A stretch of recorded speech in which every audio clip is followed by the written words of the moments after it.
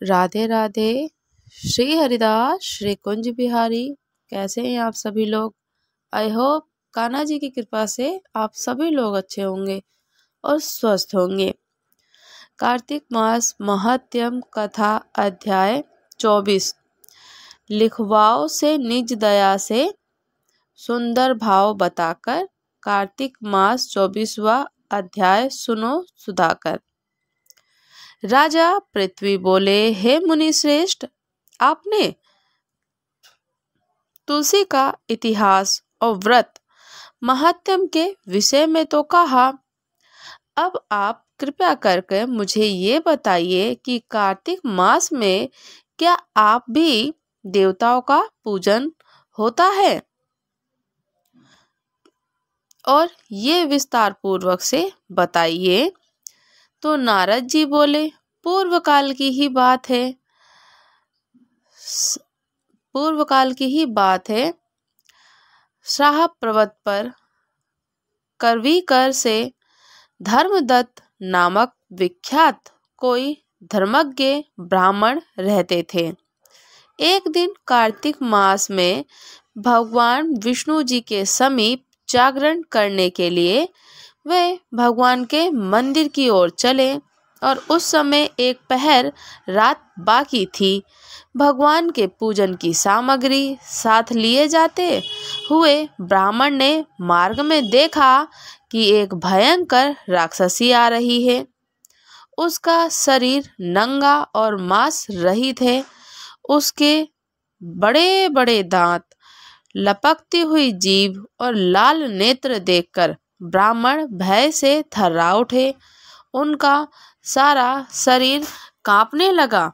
उन्होंने साहस करके पूजा की सामग्री तथा जल से ही उस राक्षसी के ऊपर प्रहार किया।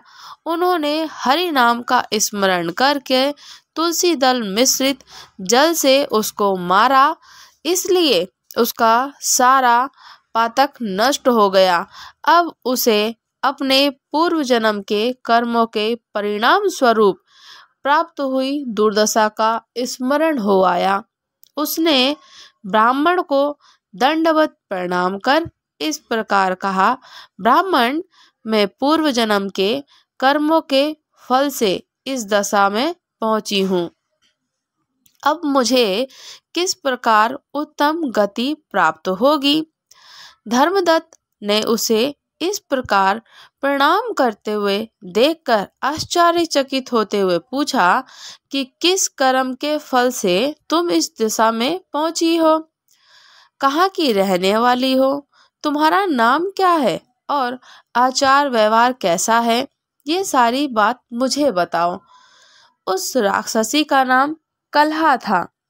कलहा बोली, ब्राह्मण, मेरे पूर्व जन्म की बात है। सौराष्ट्र नगर में भिक्षु नाम की एक ब्राह्मण रहते थे। मैं उनकी पत्नी थी। मेरा नाम कलहा था और मैं बड़े क्रूर स्वभाव की स्त्री थी। मैंने वचन से भी कभी अपने पति का भला नहीं किया। उन्हें कभी मीठा भोजन नहीं परोसा। सदा अपने स्वामी को धोखा ही देती रही। मुझे कलहा विशेष प्रिय था।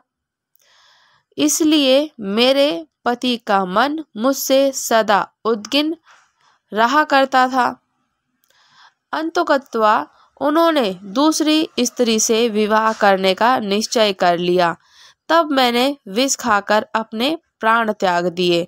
फिर यमराज के दूत आए और मुझे बांधकर पीटते हुए यमलोक में ले आए। वहां यमराज ने मुझे देखकर चित्रगुप्त से पूछा, चित्रगुप्त, देखो तो सही इसने कैसा कर्म किया। जैसा इसका कर्म हो उसके अनुसार ये शुभ या अशुभ प्राप्त करे। चित्रगुप्त ने कहा, इसका क्या हुआ? कोई भी शुभ कर्म नहीं है। ये सब मिठाइयाँ उड़ाती थी और अपने स्वामी को उसमें से कुछ भी नहीं देती थी। इसने सदा अपने स्वामी से द्वेष किया, इसलिए ये चमगादुरी होकर रहे। तथा सदा कले में ही इसकी प्रवृत्ति रही है। इसलिए ये विष्टाभोजी सूकरी की योनि में रहे। जिस बर्तन में भोजन बनाया जाता है उसी में ये सदा अकेली खाया करती थी। अतः उसके दोष से ये अपनी ही संतान का भाण करने वाली बिल्ली हो। इसने अपने पति को निमित्त बनाकर आत्मघात किया। इसलिए ये अत्यंत निंदनीय स्त्री प्रेत के शरीर में भी कुछ काल तक अकेली ही रहे। इसमें यमदूतों द्वारा निर्जल प्रदेश में भेजा जाना चाहिए। वहाँ दीर्घ काल तक ये प्रेत के शरीर में निवास करे। उसके बाद ये पापनी शेष 3 योनियों का भी उपभोग करेगी। कला ने कहा, विप्र पर मैं वही पापनी कला हूँ। इस प्रेत शरीर में आए मुझे 500 वर्ष बीत चुके हैं।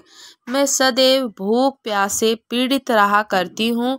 एक बनिए के शरीर में प्रवेश कर मैं इस दक्षिण दिशा में कृष्ण और वेणी के संगम तक आई हूँ।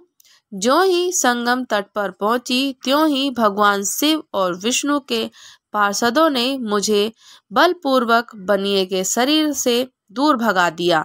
तब से मैं भूख का कष्ट सहन करती हुई इधर उधर घूम रही हूँ। इतने में ही आपके ऊपर मेरी दृष्टि पड़ गई। आपके हाथ में तुलसी मिश्रित जल का संघर्ष पाकर मेरे सब पाप नष्ट हो गए। द्विज श्रेष्ठ, आप ही कोई उपाय कीजिए। बताइए, मेरे शरीर से और भविष्य में होने वाली भयंकर 3 योनियों से किस प्रकार से मुक्त होंगी। कला का ये वचन सुनकर धर्मदत्त उसके पिछले कर्मों और वर्तमान अवस्था को देखकर बहुत दुखी हुआ। फिर उसने बहुत सोच विचार करने के बाद कहा, धर्मदत्त जी के कथा का वर्णन 25वें अध्याय में किया है। अब आगे का कथन 25वें अध्याय में करेंगे। तो राधे राधे, श्री हरिदास, श्री कुंज बिहारी। अगर आप लोगों ने चैनल को अभी तक सब्सक्राइब नहीं किया है तो चैनल को सब्सक्राइब कर लीजिए, ताकि आप लोगों को ऑल नोटिफिकेशन मिलती रहे और अपडेट मिलती रहे। लाइक कीजिए, शेयर कीजिए और कमेंट कीजिए। शेयर करना भी ना भूलें। शेयर करेंगे तो वीडियो हेल्पफुल हो सकती है। और कमेंट करके मुझे ज़रूर बताइएगा कि आपको कथा कैसी लगी। और सब्सक्राइब करना तो बिल्कुल भी ना भूलें। सब्सक्राइब तो जरूर कीजिएगा, कि आप लोग सब्सक्राइब नहीं करते हैं। सो प्लीज़ सब्सक्राइब कीजिए। और राधे राधे, श्री हरिदास, श्री कुंज बिहारी।